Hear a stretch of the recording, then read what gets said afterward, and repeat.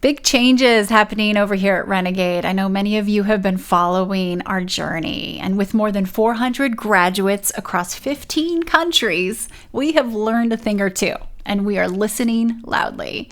As we've grown, expanded, and evolved, what we've learned is that this container, this curriculum and content, the community and collaboration and the accountability, it's much bigger than an 8-week intensive accelerator. So we are now an annual experience. It's ongoing, and you don't have to wait until spring or fall to join us. We are accepting applications and nominations right now. And we're enrolling and onboarding new women every single week. We are enrolling female leaders, executives, and founders from all over, across all different industries. We are industry agnostic intentionally, and these are like-minded, like-hearted women who are fiercely loyal to each other's results and success. So you can get an unfair advantage to 2023 and get a jump start now. You can learn more at renegade.global. We'd love to explore this with you. Just apply today and we'll be in touch. There's nothing wrong with having requirements and preferences. The problem is when we're not being clear and we're not communicating that, and we're making the assumption that people are going to do it like you do it, which of course is never going to happen. I'm Amy Jo Martin. Welcome to the Why Not Now show.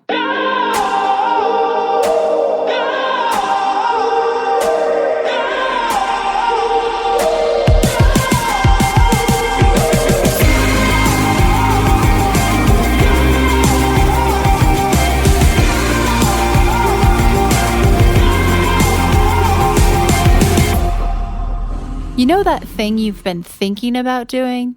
Yeah, that one. Why not now? Have you ever actually taken the time to ask yourself, what's stopping me? Let's talk it through. This is your chance to give that idea the attention it deserves and take action. Each episode, I have a chat with a fascinating person, from entrepreneurs to athletes, celebrities, my parents, rocket scientists, and all walks of life. We talk through a critical time when they've asked themselves, why not now? We dissect that day or even that moment, step by step.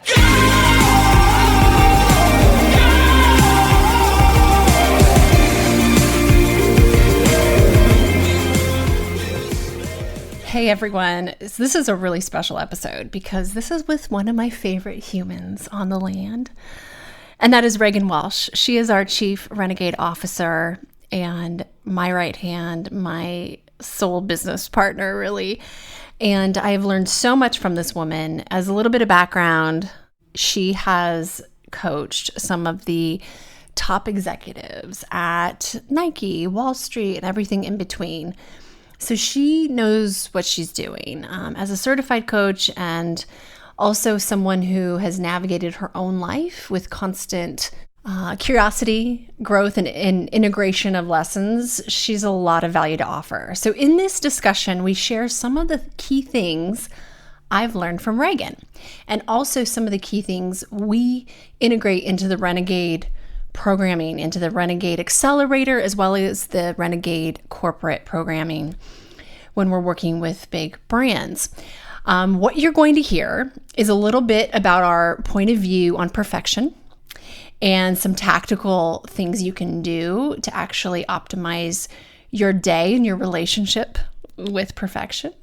These are literal, tangible things that Regan offers in terms of advice to kind of get over, things needing to be perfect.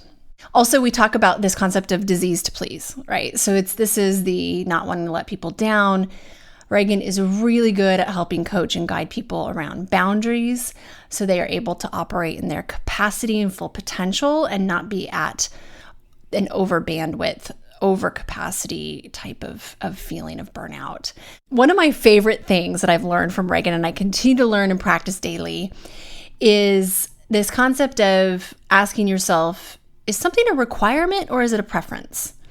And so as a leader of yourself, as a leader of your team, of your family, of your community, this is so important because this allows us to kind of get over that perfection trap, but also create some additional peace around us and in our environment. So when something comes up, asking yourself, is this a preference that I'm about to ask for, or is it a requirement? And making that really clear to the person and the party that you're responding to. So that is, I can't wait for you to hear about that one. Being able to ask for what you want and what you need. Shedding your shoulds. We really need to stop shoulding all over ourselves. And another thing is taking out the head trash, right? So you've probably heard me say before, don't let people rent space in your mind for free. It's valuable real estate. And for that matter, don't let anything rent space in your mind for free. It's valuable real estate. We have to be good landlords of our minds. And Regan talks about how to literally take out the head trash, right? We have to empty that and make sure that we're operating with a full tank of gas, with clarity and with room in space for expansion. And then lastly, brave before good. Right? This isn't really about let's fake it till you make it. That's something we actually don't subscribe to or believe in at Renegade. You become it, but you have to be brave to become it. And you have to be brave enough to take action before you might be good. And so as those who listen to this podcast, I know that you're high performing and driven and have very high expectations of yourselves, but this can be counterintuitive to us at times. Before we get started, we want to be able to kind of take out some insurance on our success or make sure that we're going to be really good at something. Well, it actually works in reverse. So experimenting, growth mindset, willingness to learn fast, that's brave before good, and that's innovation. So without further ado, here is Regan sharing her wisdom in a conversation we have together. This is a treat because this doesn't happen very often. So enjoy.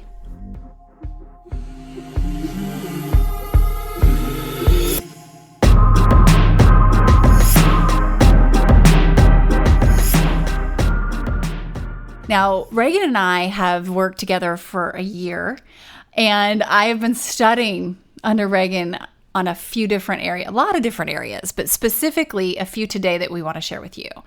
And these have really shifted the way I lead the company, the way I lead my life. This shows up in my interpersonal relationships. So I'm excited to hop in with Regan Walsh. And as a reminder, this woman has done a lot of things in her career. She is a voice of authority and has guided executives on Wall Street, at Nike. She has a marketing expertise as well, and she's just an incredible people leader as well as human. So Regan, without further ado, welcome for this special episode. Thank you so much, Jo. I am so excited to dive into habits that I have seen consistently over the past decade derail executives in their career and in their lives. So I figure we'll just dive in and kick off with the number one thing I have seen across the board, and that is with our friends who identify themselves as perfectionists. So, what is a perfectionist? A perfectionist is somebody who weights everything on their plate equally, right? So if you're a perfectionist, every project you have for work is equally as important as everything in your home life, within your community. So your board service, your career, your family, it's all weighted equally. And when that happens, paralysis kicks in because you can't make progress on all things and do them all perfectly at the same time. So it really makes it hard to make progress when you're in that perfection trap because you don't know where to get started. So you're just in that state of paralysis. You're also somebody that says yes to more things than you have bandwidth for because you know as a perfectionist that you're going to do it right and anybody else in your life is going to do it wrong. How presumptuous of us, by the way. Right? Because I'm going to do it right and you're going to do it wrong. So let me just put that on my shoulders. And so I can identify with bringing the same level of intensity to the perfect grocery shopping list and a budget. And it just, I get that. I physically know that feeling. And now that I have heard this from you many, many times, I feel like I am more self-aware of, yeah, you know what? This thing over here, you can bring 20% to it. This thing over here, it needs 200%. So it's just, it's a recalibration, but that self-awareness and reminder is key. Well, and it's constant coaching, right? Do I really need to add this value right now? Do I need to put my energy? Is this the highest use of my energy? Is this really what deserves my attention in this moment? A lot of time, if you're being honest with yourself, those things don't need your attention in that moment, or they don't need to be perfect. So I would love to dive into how this can show up, especially for the people managers out there, because if you're a perfectionist, you could be impacting your team in ways that you don't even realize it, because you're on this constant drive for perfection rather.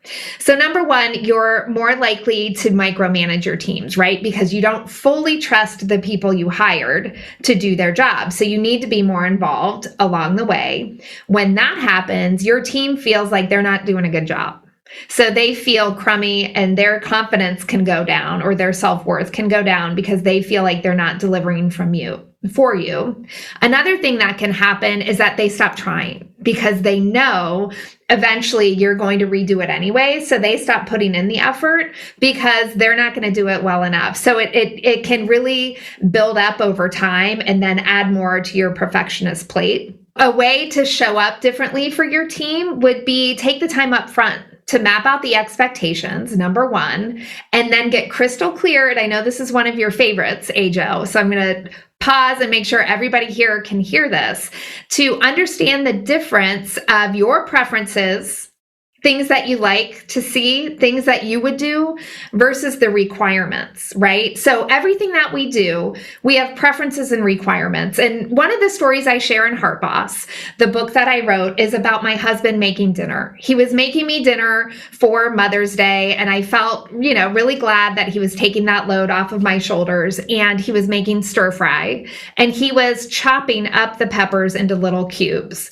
Now, as we all know, there's a right way to chop peppers for a stir fry, and there's a wrong way. So in my mind, a strip of a pepper makes sense. The cubes don't make sense. I had to stop myself in the moment from doing what I say is adding value to my husband and correcting him about how to prepare dinner for me, because I really felt like he was doing it wrong in the moment. And I was like, oh my gosh, you're doing it again. You're trying to perfect this meal. You're doing it and adding your preference of how the peppers are cooked versus the requirement is that dinner is served and I don't have to actually make it or do the dishes. So it shows up in your lives personally and professionally all the time. And one of the things I encourage you to do, whether it's leading your teams or managing your household, is to ask the question, do I want to add value here? And by adding value means correcting or applying your preference, your lens to whatever that situation is. So there's always a moment to pause, ask yourself that question, do I want to add value here? And then decide. So with the example of my husband making dinner, I opted not to say anything, because what would that do to him? It would make him feel bad. Oh, now I'm doing it wrong, when he's trying to show up for me and make me dinner, right? There's no right or wrong. Dinner was being prepared. That was the requirement. So it takes a lot of self filtering to get this right. But if you are a perfectionist, you're going to catch yourself throughout the day wanting to add value that could deflate somebody and not really move the needle forward. I love this so much. I love this so much. Two thoughts, Regan. Okay. As I'm listening to you, I was thinking about one way of literal application that I see myself using this is we all have certain small things that we like a certain way.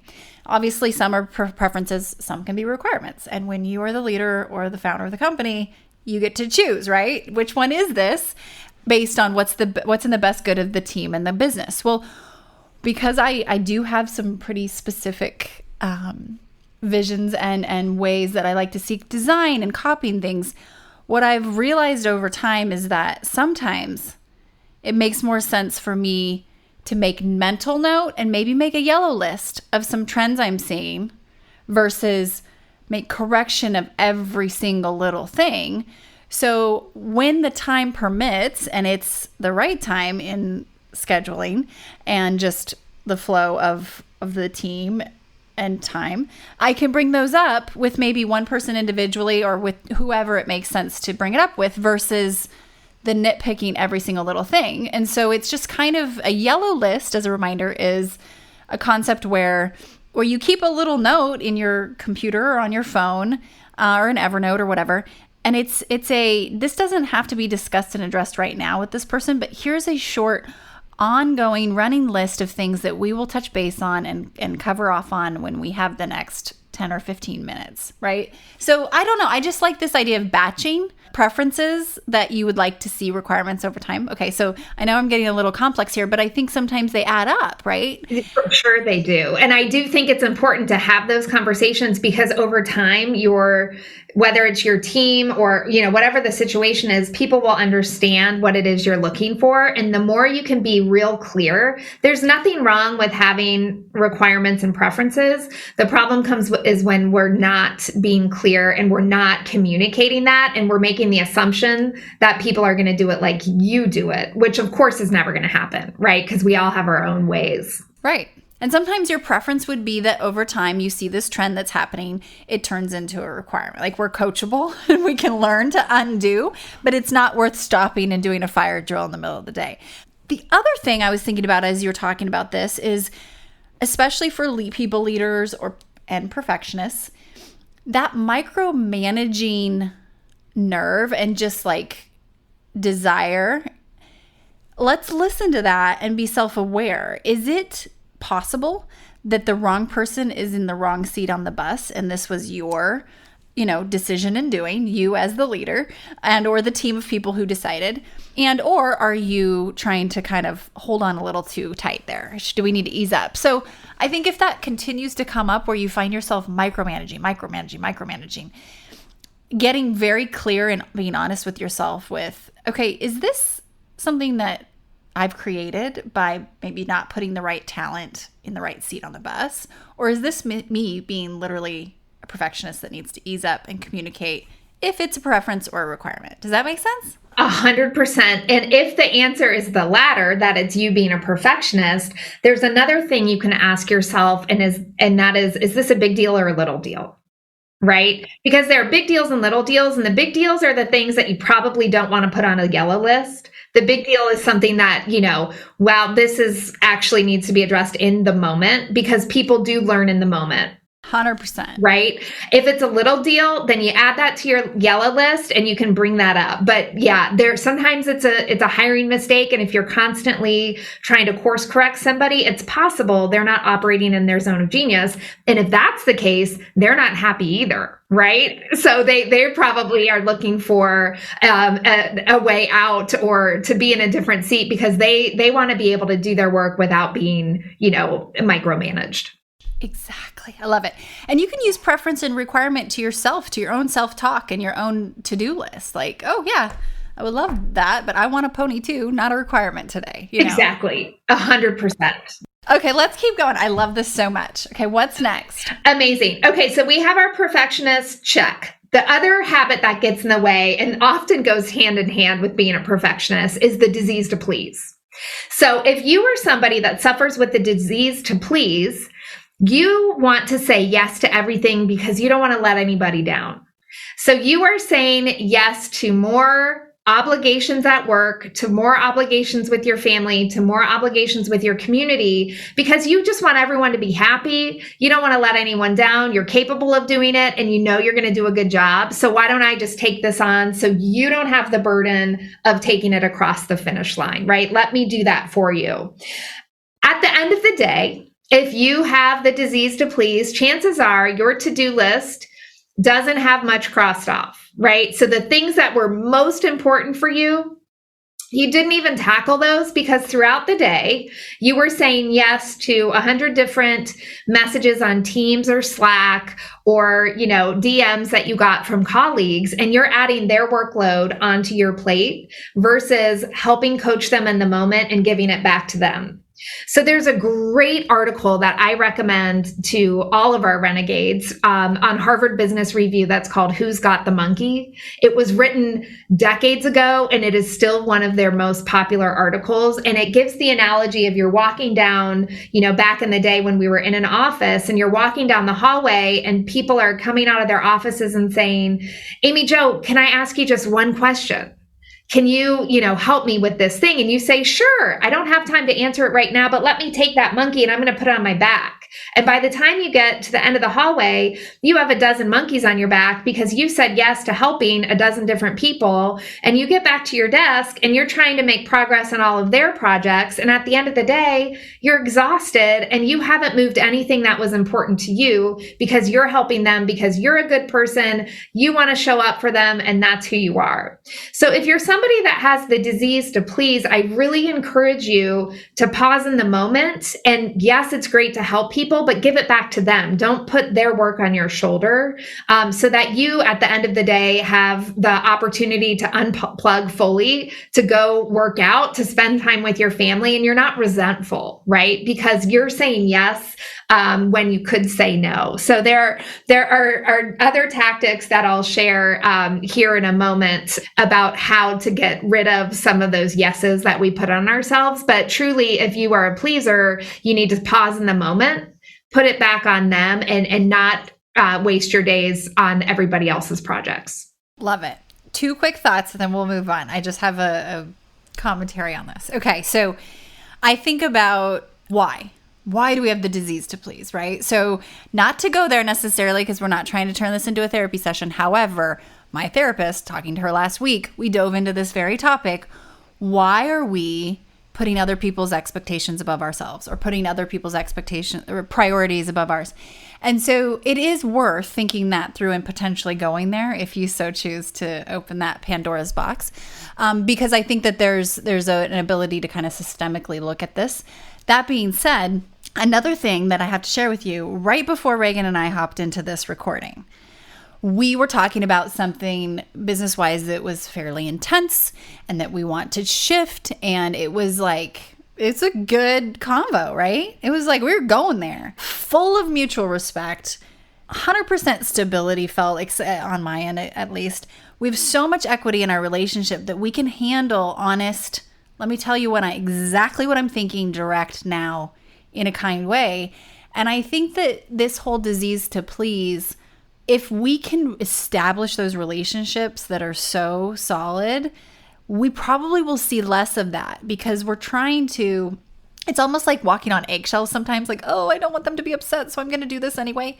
And when we have that stability and equity in our relationships, I think we tend to be more honest and truthful. And if there's care and compassion involved there, like, talk about efficient, amazing progress we can make. So it kind of goes back to those relationships, right? And being fiercely honest and brave and full of compassion or respect. I don't know. I just think about what we navigate on a daily basis, Regan, and it's pretty cool. It's amazing. And isn't that's just one of the foundation of Renegade. So when we take our Renegade program into corporate America, it's all about building that candor, that trust, that human component. Because when you see the humans behind the logo and you see your colleagues as showing up as their full selves every single day, you're able to have those direct conversations. You're able to say, hey, this feels really off to me, but we have a common goal. We're going to the same place.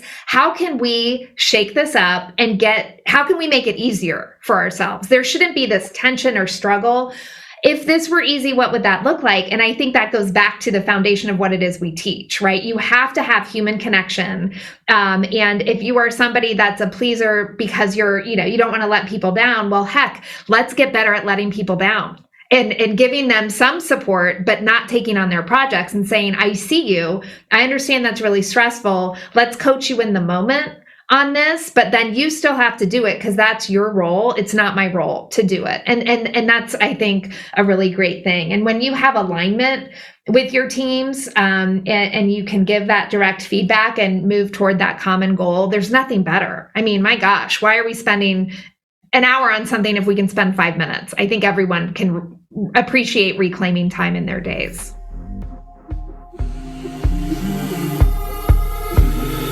We're going to take a quick break and we'll be right back. Hi, everyone. If you are digging this podcast, please do us a favor and subscribe, rate, and review on iTunes. It just takes a moment and it means a ton to us.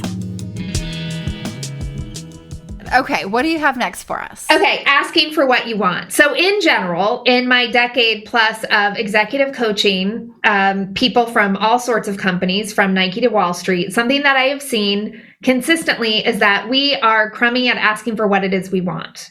We expect people to spontaneously reward our contributions. We expect people to anticipate our needs, to give us the promotions we want, to give us the special projects, whatever it is.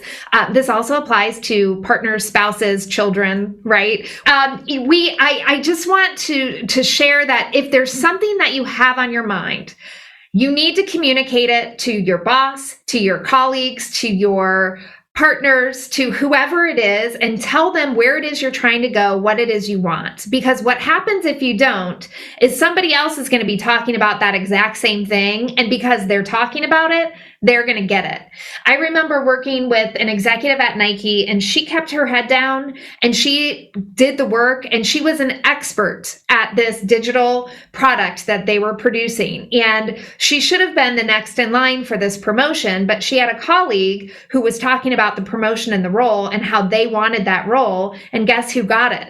Her colleague got it. She didn't get it. She focused on the work, was humble, trying not to talk about all the contributions she was making, while that opportunity passed her by because she didn't ask for what she wanted. So raise your hand, tell people where you're going, because people like to help other people and they want to open those doors, and then they want to sponsor you, right? If they believe in you, they're going to sponsor you, which means they're talking about you when you're not in the room in all the best ways. They're saying, you know who you need to know is Amy Jo, because she can do X, Y, and Z for your corporation. You want people out there talking about you to help you get where you want to go. They can't do that if you don't tell them exactly what it is you want. We cannot hope that someone someday notices us and gives us what we want by reading minds or wanting to do it out of the goodness of their heart. Like, that's great if it happens, but let's advocate for ourselves. There's a quote, and I don't have it verbatim memorized, but it's Abe Lincoln, and he would say to his commanders, if there's something in your wanting that I can provide, do not fail or hesitate to let me know. And I thought that was cool from a leader talking to leaders. Like, this is your job to speak up, right? That is on you. That is your responsibility. You have to let me know how I can help you, type thing. And I just thought that was so cool that he would say that to them. Yes. Oh, I love that. And that's, again, something that we talk about here all the time with our community. It's like, what doors can we open for you? Let us know, because that's the whole purpose of this community, right? Is to open doors and help you get exactly what it is you want. Yes. Exactly. We need action. Okay. What do you have next? This is one of my faves. Okay. So shedding the shoulds. We all need to get better at shedding the shoulds. Let's first talk about what the heck a should is. So a should is something that you typically say yes to out of fear or obligation, right? You're a pleaser, you feel obligated. It's generally something that you're not excited to do. So examples of shoulds could include signing up for a board in your community because you feel obligated to the nonprofit because it's a good cause and they need somebody and they asked you to do it. And so they asked you, why wouldn't you say yes? That is an example of a should. A should could also be a special project. A should could be a weekend away with, some people that you actually don't want to go on that weekend, right? It could be, for me, I am somebody that I don't generally attend baby showers or wedding showers. And I don't make homemade, Pinterest perfect cupcakes for my kids' classroom. Those to me feel like shoulds.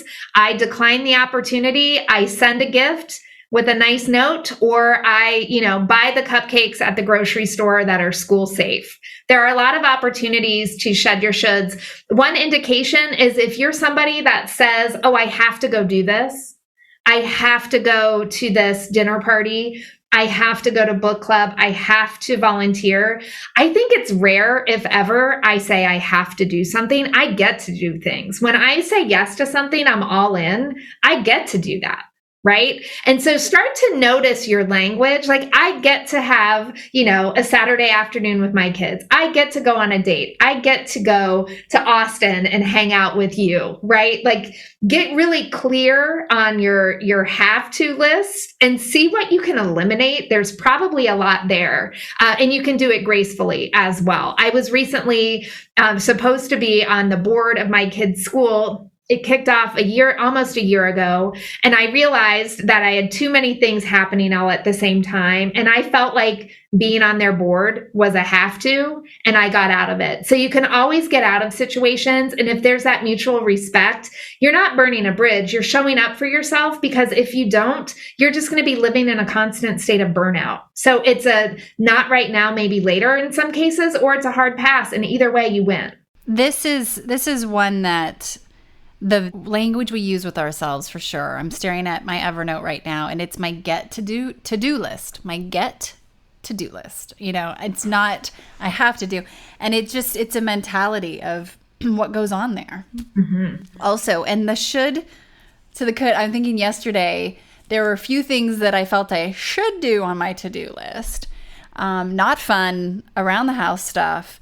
But then I thought, but I could go run around Lady Bird Lake and actually really enjoy it. And it was one of the best decisions, right? So if you catch yourself saying should, maybe you should turn it into what you really could do at that time. 1,000%. And one of the questions that we share a lot with our Renegade community is, if I say yes to this, what am I saying no to? Because every yes we give means we're saying no to something else, right? Everything has a trade-off. Every decision we make means we're not doing the other thing. So you have to get really clear on what you want to say yes to. You got to double down on being selfish in that, because there's always a trade-off. If I say yes to a weekend away with my girlfriends, I'm saying no to hanging out with my family. Well, you know what? I haven't seen my girlfriends in a long time. Heck yes, that's worth it, right? On the other end, saying yes to catching up on email, and you know how we feel about email, right? Here at Renegade, it is not our to-do list. So if I say yes to catching up on email versus going on a run around the lake, I'm going to resent that. So I'm not going to say yes to that. Instead, I'm going to put on my oxygen mask first, go on the run, and I'll get to that other stuff when I really need to. So always understand the trade-offs. That's a huge component. Yesterday, I had a conversation with a friend who I used the whole what you're not choosing, or what you're not changing, you're choosing. Okay, so that's one of my favorite Regan sayings. What you're not changing, you're choosing. And the conversation went like this.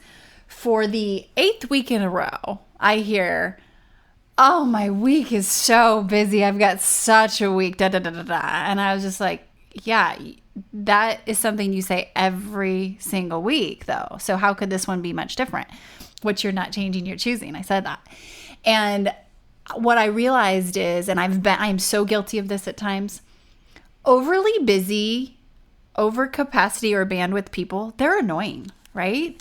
Like, no, shut up and do something different. We talk about this every week. I'm just annoyed. Don't argue your limiting beliefs with me. Like, you got them. Right, because most of the time it's our own fault, right? Because we have the autonomy to say yes and no to things all day long. And it is wild. Let's not be that annoying person who is perpetually busy and can't make it happen. Right? That's all on you. If that's not motivation, I don't know what is. Okay, we've got 2 more huge concepts here. Okay, head trash. We all have it. So head trash is that negative self-talk that happens from time to time. And depending on who you are, it might happen a lot and it might happen very infrequently. But head trash is when something goes wrong, you leap to the worst possible conclusion, right? The spoiler alert in all of this is that every single person experiences failure. It's a shared human experience. So I think the sooner you can move past whatever that barrier is for you, to add in some self-compassion, to replace that negative thought with something that's actually true and positive, over time, you will rewire your brain. There is a lot of data out there to prove that. Start small, and over time, I'm not kidding, this is something I've been working on for probably nearly 20 years now. You will default to positive moments in your brain, positive self-talk, versus negative. Another thing that I share all the time is, when things go wrong, visit Pity City. Fine, feel bad for yourself, but then get out of there and call upon your success. Know that you're going to learn from whatever adversity just happened and move forward, right? You got to take out the head trash. It's so silly to beat yourself up. That's nonsense. Yes. I just have to plug her. So my aunt, who was an entrepreneur and she was just an incredible soul, she used to say, don't let anything rent space in your head for free. It's valuable real estate. So your job is to be a good landlord, period, right? So just such a good concept. Okay. Brave before good. Oh! Yeah, this is another one we love here at Renegade because we're all about taking action. So you know that I cannot stand the saying, fake it till you make it, because if you're doing something, anything, whatever it is, then inherently you're not faking it because you're doing it. You are being brave before good. So it is so important, those things that you daydream about, this is what we teach all the time, that you're like, oh my gosh, I wonder if I could just fill in the blank, go for that promotion, climb a mountain, whatever it is. You have to be brave before you can be good. Of course, you're going to stumble. Of course, you're going to, have moments that feel like setbacks, but you're being brave. And along the way, you're building that good muscle. So you just have to take the next step forward toward your dream, and then the next and the next. These aren't giant steps. These are baby steps that are all going to compound over time and get you to that ultimate goal. But you have to be brave before you can be good, and you have to get started somewhere. So just get started today. What is that one thing you can do to kind of unlock that stuckness and generate momentum forward? And this really pushes you across the starting line. It's like Renegade rule number 2, really. Put a mechanism into place that holds you accountable and don't give yourself an out. But that brave before good, certain people, if you look around, you'll just witness and watch. They do this all the time and it looks effortless almost because they've become so used to just trying and knowing, hey, this may not work out as I planned, but I have to do this in order to get something that I don't have now. So I love it. And I think we romanticize, like the perfection or the execution being a certain way when everything's messy when we're first getting started, right? It's just the way it goes. Nothing impressive ever started out impressive. It was messy. I was thinking about, we've talked a lot about confidence at Renegade and where it comes from and how we build it. And it's such a cool tool. And I was thinking about early day career moments where I can't remember if I was faking to be confident or if I was confident. That's what went through my head. And I was like, wait a minute, I did that. So I must have had it. Right. But I was like, was I pretending to be confident or was I actually confident? And then I caught myself and I was like, no, there's no such thing as pretending to be confident. You just are. You might be scared while you're confident. But you have the courage to do it anyway. Exactly. So there really isn't such thing as pretending to be confident. It's a cool thing to think about as you are entering into uncharted territory. These concepts, let's recap real quick. So going down the list, we talk about perfection and that amazing tool of identifying, is this a preference or is this a requirement, right? Not everything can be weighted equally. Disease to please and really understanding how we can better navigate what we say yes to and make those decisions. Asking for what you want. I love the example that you gave of that with that Nike executive. Shedding your shoulds and what you're not changing, you're choosing. We also talked about the mental game, right? Those shackles in our mind, taking out that head trash, and then brave before good. There's no such thing as faking it. If you have the courage to do it, you're doing it. Regan, thank you so much for sharing any parting wisdom that you have for us. I would say, what's your next step? Just write it down and go do it. That would be all I would say. Just start today. Why not? Well, thank you for teaching me so much on a daily basis. And if anybody wants to learn more, make sure to follow Regan on Instagram. Go connect with her on LinkedIn, Regan Walsh. And we will continue this conversation and have you on again, Regan, as we continue to learn and things unfold. Cannot wait. Thank you. Thank you.